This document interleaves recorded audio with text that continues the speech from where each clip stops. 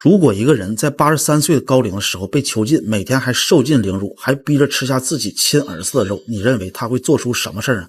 今天呢，我们就来讲讲周文王姬昌的故事，这背后还隐藏着中华文化的核心密码。在商纣时期，天下乱成了一锅粥，也就是封神榜的时期。这个纣王他不但贪图美色，而且疑心很重。那个时候天下有实力的诸侯在纣王眼里都是叛徒，于是他就开始设套整人，把其中一个做成了肉酱，另一个做成了肉干，还把一个关了起来。这被关了起来的就是当时的西伯侯姬昌，他呢也就是后来的周文王。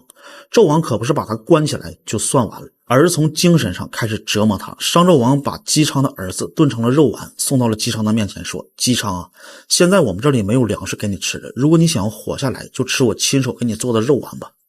姬昌也是为了复仇大计，麻痹纣王的心理，他只好吃了下去，然后等到没忍的地方再吐出来。后来姬昌在纣王的眼里就是一个80多岁的老头，他只不过是一个委曲求全、贪生怕死的普通人而已，注定是掀不起什么大风大浪了，所以就逐渐从他的身上转移了这个注意力。但是谁也没有想到，被关在里面的西伯侯姬昌，他并没有就此躺平，而是从里面开始研究自己的思考创作。他深入研习了伏羲氏的先天八卦，推演出了一部神乎其神的巨作，而这本书就是被后世称之为群经四周、大道之源的易经。这本书的厉害之处就是它是一部通学，在古代凡是你有点地位有点知识，不管你是搞政治搞军事还是经商做买卖的，易经都是必修课。而到了现代呢，在哲学家的眼中、社会学家的眼中、科学家的眼中，这本书还能展示出另一个境界。所以易经不但继承了政治哲学、自然科学、社会科学，还包括文化和艺术，只要谈到中国传统文化，都很难绕开这门学问。而现在我们看到的这本书，就是怕大家看不懂文言文和晦涩难懂的符号，已经给翻译成了白话文的这个版本。它不仅有原文很详细的注解，每页还有彩图和故事，读起来很容易，我就放在下方购物车里了。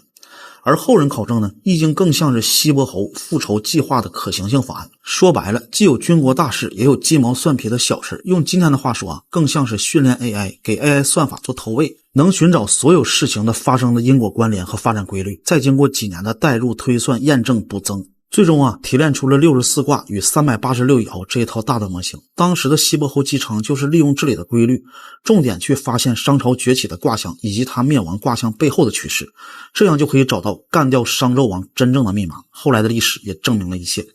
通过易经的算法，西伯侯找到了这个时代发展迭代的关键点。然后第一步就是利用纣王的贪婪与无知，让周国子民用各种的高价文玩和香车美女赎回了西伯侯。这领袖回归之后就为灭商朝创造了基本条件。然后接下来的第二步就是向商纣王献出土地，为百姓免除各种酷刑，这样就为了灭商朝赢得了群众基础。最后到了第三步，钓鱼搞圈层社交，招揽姜子牙等一众旷世奇才，广招人才之后，为了灭商朝创造了技术条件。通过易经这套庞大的模型，西伯侯把项目所有的软件、硬件、基础技术、轻重缓急都非常清晰地实现出来，这样就为了灭商打好了所有的基础。终于在公元前1046年，武王姬发兵出潼关，率领各路诸侯过关斩将，第二年就成功干掉了商纣王。最终武王在文王的基础下成功复仇。这群经之首、大道之源囊括了世界万物，学习传统文化我们更是义不容辞。下期再见。